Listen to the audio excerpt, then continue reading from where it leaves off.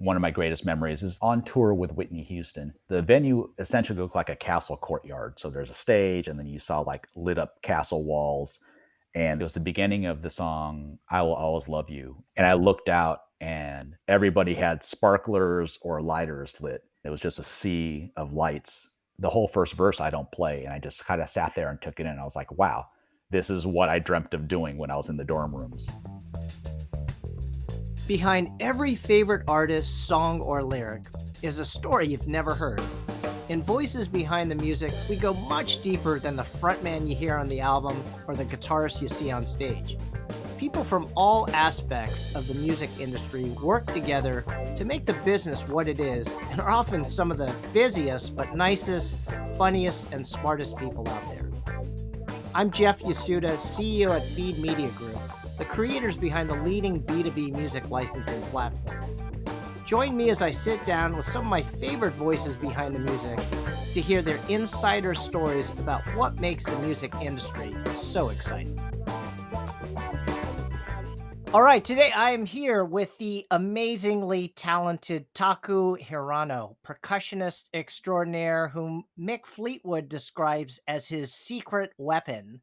Taku has toured with Fleetwood Mac and Whitney Houston and has performed with Lionel Richie, Dr. Dre, Ziggy Marley, Chromeo, Dr. John, and John Mayer, just to name a few. I first met Taku at the Hong Kong International School years and years ago, but Taku later went on to graduate from the Berklee School of Music as the college's first hand percussion principal. He is one half of the duo Tao of Sound, which has done remixes for Kanye West and Kataro, and has released 4 albums for the Japanese label Domo Music Group. Taku, though most excitingly, is also releasing his first solo album called Blue York, live in New York City as a solo artist on Modern Icon Records. But I think most importantly, in the immediate future, he will be on a 30-date tour starting November 11th through December 21st, all across the US with ukulele phenom Jake Shimabukuro. And he will be a special artist on that tour. Taku, Hey, thank you hey, so much for joining us, buddy. thanks. Taku, let's kick it off with your solo album. This is a new thing. I've had a chance to listen to it. I love it. The heavy Herbie Hancock jazz elements to it. Oh, yeah. Tell us about it and your thinking and thesis behind the album.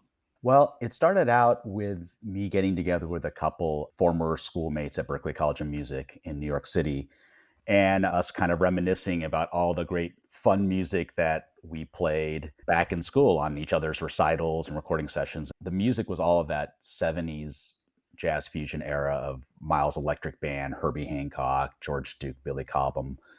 And, we all collectively missed playing that stuff. We all had our careers go in varying directions. I went more in the pop, rock, and R&B world. And Adrian Harpham, who runs Modern Icon Recordings underneath the Rope-A-Dope Records label, he is a great drummer, and he, went on to a career playing with a lot of funk and indie rock artists. And then a third friend of ours, Bruce Flowers, a great keyboardist, he went more in the jazz route, being the keyboardist for Marcus Miller and David Sanborn. So all of us went in completely different directions, but we all used to play each other's recitals and had a love for that era of jazz and jazz fusion. It came about as, why don't we just book some gigs and play all that stuff that we used to play together before, and just have fun. And I spearheaded it with their blessing, and it became my project. And we started booking gigs around New York, and that eventually turned into a live album. I decided to use the recordings of the live shows and mix and master and put out a live album as my debut release. Well, it is truly remarkable. The technical complexity and your virtuosity is Thank you. very apparent, and it was a joy to listen to. Thank you. Yeah. Well, what would you say? What is your genre? What is your style? I mean, you've played jazz, funk, you've done rock. I want to hear all about the Fleetwood Mac tour Yeah. in a second, which, of course, is the last time I saw you Yeah. performing live. Uh huh. But where are you gravitating towards? You are multi-genre, multi-talented, but what is your center per se? I think my center is more of a jazz bass, which I like to say with this debut album, that's my return to jazz because when I went to Berklee College of Music, that was my focus. I went there for jazz drum set and studying Afro-Cuban and Afro-Brazilian traditional and popular music and Afro-Cuban jazz. So after I left Hong Kong International School, I moved back to California for 11th and 12th grade. And the School of the Arts that I went to had a salsa band and a Latin jazz combo. And that's where I first learned how to play what they call hand percussion, basically like Right. congas, bongos. So I fell in love with that. And then, so by the time I went to college for jazz drum set, I brought along all of my hand percussion instruments with me. And I was able to eventually, halfway through college, switch over to hand percussion being my principal instrument. Right. So that's really what my training is learning like Latin jazz, Brazilian jazz, jazz fusion, and traditional jazz. So that's kind of my first love in terms of non-classical Western popular music. So I got to ask you, man, touring with Fleetwood Mac, Mick Fleetwood, I remember at the concert described you as his secret weapon. Yeah, yeah, that's his nickname for me. How did you meet these guys? How did this happen? I mean, were you starstruck at every moment, even rehearsing with them? First of all, is being starstruck. The funny thing is, every major artist I've played for, I feel like I was not necessarily a fan of their music before I Okay. worked with them. Okay. So, I mean, like a lot of the major artists I worked for, I saw their videos on MTV or I listened to their stuff on the radio, but I never owned a Fleetwood Mac album. I never owned a Whitney Houston album. I think the one artist that I worked for a short stint whose albums I own and who I was a fan of was John Mayer. But besides him, I think every other artist, like I actually had to do my homework. So when I got the call, I was like, okay, game on. I got to learn their whole repertoire of music and buy all Wow. their albums and learn inside out. So I think that when those calls came, I didn't have time to be starstruck. I was just like I said, game on. I got to get my act together. And then you asked me how did Fleetwood Mac come about? I was doing the Lionel Richie gig and a tour manager, actually an Asian American guy from the Bay Area, Marty Hom. He recommended me for a one-off corporate gig with Stevie Nicks. Her regular percussionist was busy. The sub that had been doing the handful of corporate dates that she had was busy for that one show in San Diego. And so he recommended me, and it was on a tour break from Lionel Richie. And so I went down and I did the gig. It went really well. She asked to see me after the show, and that was in 2000. And then nothing, just kept working with Lionel Richie, heard nothing from that camp. And then Lionel had a corporate show in Maui, and Stevie Nicks came and brought Mick Fleetwood. And it was like a corporate show for like Lexus or something like that. And they were just backstage. And then that tour manager, Marty, he said, "Hey, Stevie Nicks is here. You should go say hi." I was like, "Okay, cool." I just said, "Oh, it's really good to see you." She remembered me and she introduced me to Mick. And then Mick and I just talked drums for a while. And I did not realize that I was auditioning for the upcoming Fleetwood Mac tour Wow. because Wow. Stevie Nicks' percussionist also did the Fleetwood Mac gig. And I remember kind of putting it into the universe back then, 3 years prior, like, wow, that Stevie Nicks one-off gig was fun. I would never get a gig, that particular gig, but one day I'm just putting it out there in the universe that I would love to get a gig like Fleetwood Mac, because I had such a good time. So fast forward 3 years later, I actually got the call for it. That is crazy. Now, you Yeah. said something that kind of threw me. So, you did a show with Yep. Stevie Nicks. Yep. You probably had to do a couple rehearsals before that show. Yeah. A few days, like maybe 2, 3 days of rehearsal in Los Angeles. But did you really interact with her? I mean, why is it that she requested to meet with you after? Couldn't she have just walked over and said, "Hey, Taku, let's talk right now"? Oh, well, at the end of the gig, after the show, you generally don't see the artist again. They walk off stage, the band's still playing the music, and playing them off stage, and then the show Wow. ends, and then the band goes to you go to your dressing room, and in a case like in San Diego, she could easily be already like on the road going back going back to her home in LA by the time we were like, back in our dressing room. So there's oftentimes, You don't see the artist until the next city or the next gig if you're on tour because they leave the stage before the band does. On a Fleetwood Mac tour, I don't necessarily see Stevie until the next sound check. Wow, that is so crazy. So it's really a siloed experience where you're in to do your part and people just disperse.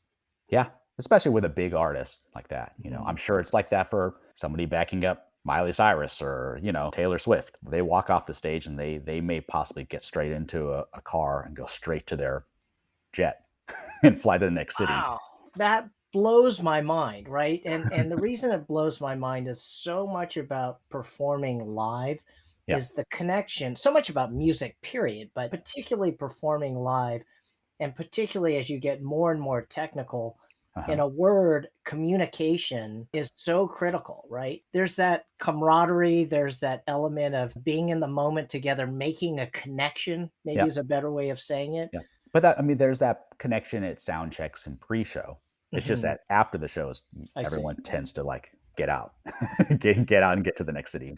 But during the process, though, there's a lot of that connection and you can go through ideas. I see, I Oh, see. definitely. Yeah. I mean, and like with Fleetwood Mac, we rehearse the first Fleetwood Mac tour I ever did in '03. We rehearsed for 3 months. So we saw each other every day or Monday through Friday for 3 months. I see. So you did spend a lot of time and there was a Oh, really that definitely. close rapport. Oh, yeah. Definitely, definitely. And then in each city, like, you do have a sound check and, so you physically see each other before you hit the stage, but yeah. So let's talk about this, particularly as a master percussionist. Everyone makes mistakes. What was your worst mistake that you made either on tour, in a recording, and how did you recover? There was one really funny thing that happened. It was on the Whitney Houston tour, and it's a period in the show where Whitney walks off stage to do a wardrobe change.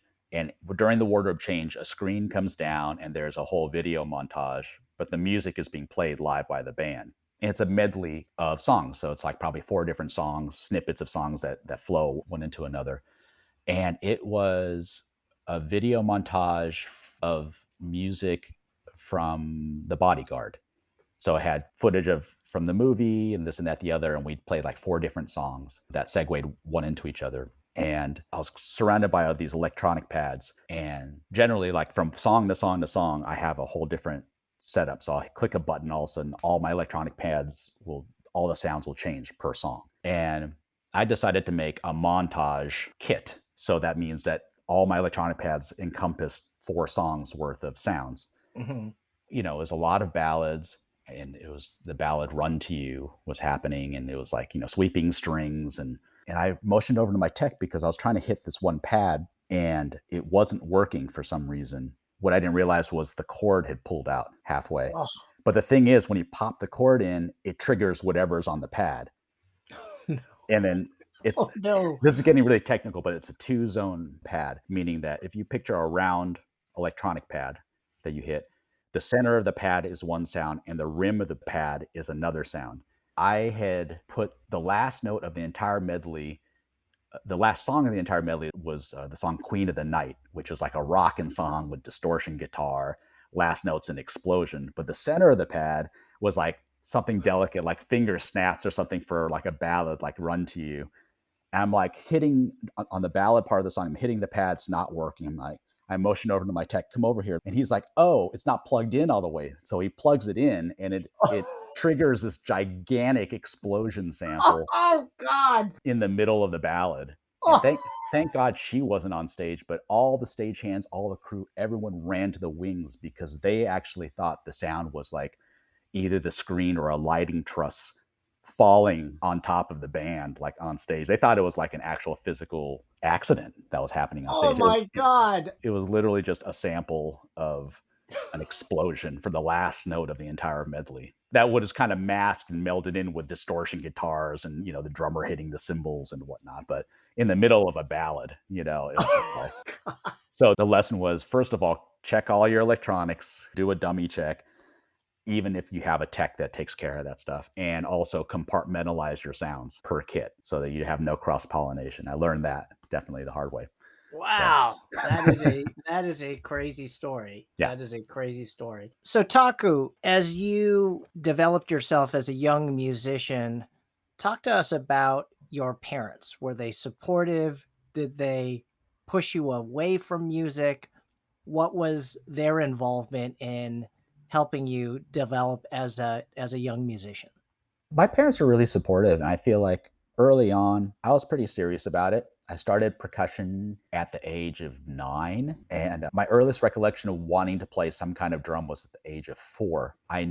Don't really recall telling my parents this, but my mother told me whatever instrument I want to play, I have to have 2 years of piano prior to that. So by the age of 7, I started piano, so I gotta figure that at age 6 or 7, I said I wanted to play percussion, and then it was like, "Okay, let me start taking piano lessons so I can study what I want to 2 years from now." So early on, I felt like I was pretty focused, at least for a kid of that age. And then immediately at age 9, I was living in Fresno, California. They had a really good music program and a really great percussion teacher. So I had played in orchestras, concert bands, a percussion ensemble, and I went to her home every week for a private lesson. And then fast forward, I moved to Hong Kong in 7th grade. And the first thing was like, find a percussion teacher. And I ended up studying with the principal percussionist at the Hong Kong Philharmonic. And then later, with the Wow. principal timpanist of the Hong Kong Philharmonic. And that during that whole period was like training for Julliard. I want to go to Julliard and be a classical percussionist. So all that to say, my parents saw me like I had the drive and the interest in it. It was just kind of like, all right, well, let's see how far he goes with it. And then I think that by deciding to go to music school for my undergrad, by then they knew that I wanted to pursue music as a vocation as opposed to a Got it. hobby. Yeah. Got it. So what advice would you give to a young musician about potentially choosing music as a career vocation and really developing yourself as a musician and trying to figure out what choices to make, whether to pursue this full time or, as my parents had suggested, to keep it as a hobby? I think the most important thing is to seek out teachers, and hopefully that teacher is or has been a professional to some degree so that you can kind of see firsthand what it's like if that's for you, the lifestyle's for you. And then as far as music in general, it's just no matter what instrument it is, embrace music. You have to love music. You have to be into all various styles of music if you want to be a working musician. You can't just be like, I am a funk drummer and I'm only going to play funk music. And it's like, that's great, but you may not be able to make a living doing that. Being a working musician, you definitely have to have an understanding of various genres and various techniques. Got it. Well, you seem to have nerves of steel, but before some of these huge gigs in arenas in front of tens of thousands of people. I mean, I have the luxury of I'm backing up the artist who the pressure is really on them, right? So it's short of me being worried about executing some crucial parts. I'm not too worried, Most of the time on a major tour, we've already rehearsed for a month or 2 months. And so I'm already ready to go. There are some nerve wracking moments depending on what tour it is, where my role is super crucial for a specific moment in the show or maybe the whole show, and that's when I'm kind of like, I won't say I'm nervous walking on stage, but at the moment where I have to execute something, like I'm hyper focused so it doesn't screw up, Case in point, like I'm on tour with Bette Midler, who I've worked with since 2004, and part of her show is skits. There are moments where I'm like, there is some gag or skit that's supposed to happen where the phone rings, she picks it up and she says something, and I'm in charge of the phone ring. And I have to wait for her to say a line. I'm watching a video screen because it's slightly different every night. I'm about to hit an electronic pad with the phone ring on it. Yes, I'm just like waiting. So that kind of stuff is severely nerve wracking. Yeah, make sure that the explosion doesn't Yeah, happen. exactly. And then one other thing is like I went on tour with Lindsey Buckingham, the guitarist for Fleetwood Mac. What started out with was him saying, "Oh, I'm looking to do an acoustic unplugged tour, and not really looking for you to play any drum set, but you play cajon and little handheld instruments." I'm like, "Okay, that's easy." And then little by little, it's like, "Oh, I'm thinking of adding this Fleetwood Mac tune, so it definitely needs some drum set in it." So then, like all of a sudden, my little percussion kit starts morphing into like a drum set, and then I'm really out of my comfort zone there, where I'm like, okay, this is not necessarily what I signed up for was like to be the drummer on tour, dealing with tempos and count offs and cutoffs and endings and stuff like that. I'm kind of like, oh, okay, this is like a lot more responsibility. So you did morph into the drummer on that show Oh, yeah. effectively, or Yeah. I was sitting on a cajon, which is like the box drum that you sit on, and playing shakers and cajon. But then, like a whole other half of the show, the cajon was essentially a drum stool because I had like electronic pedals. I was playing kick, snare, and hat, and cymbals and toms. Yeah, I was playing a drum kit. I was definitely wow, driving the ship, and I was just in my own head, just making sure things wouldn't fall apart. that's amazing for Yeah, the Lindsey Buckingham. yeah. Incredible. So your list of performers with whom you've played is incredible. It's also incredibly long. Do you have a favorite? I don't know. It's hard to say, but I would say Fleetwood Mac. I mean, that's the most recent. That's the most fun. I'm looking forward to this upcoming tour I'm about to do with Jake Shimabukuro. It's going to be on the flip side. I'm literally just going to be going on tour with a cajon. So it's like super Okay. bare bones, but like just able to just like jam every night. I think the qualifier for fun gigs for me is like low stress, at least on stage. So yeah, Awesome. So, a couple rapid fire fast questions. What was your first album that you purchased? first album that I purchased was probably also the first live concert I went to, which was Toto 4. So, Wow. yeah, my drum teacher took me when I was in probably 5th grade, shortly after I started. She was a huge Jeff Porcaro fan, who was the drummer for Toto, and Toto came to Fresno. That was the album with Rosanna and Africa, Of course. Of and, so course. I think I probably bought that on cassette, like, either right before the concert or right after. Awesome. Yeah. Awesome. The next question is, what was the favorite concert that you attended as a Uh-huh. listener? Yep. And what was the favorite concert performance that you performed in? Favorite concert that I have attended, probably hands down, is Paul McCartney, 2004, back in the US tour. I was living in Atlanta, and I'd already worked with Lionel Richie for 4 years, and Lionel's manager at the time was based in the UK, and he was Paul McCartney's business manager. And so they came into town, we had dinner with the manager, and he invited us to the show. And I was like, "Okay, this is fantastic. Get to see Paul McCartney." Didn't know really what to expect, but it was like, "Okay, this is gonna be really fun." And I was absolutely blown away. And then what about the favorite show that you have performed in?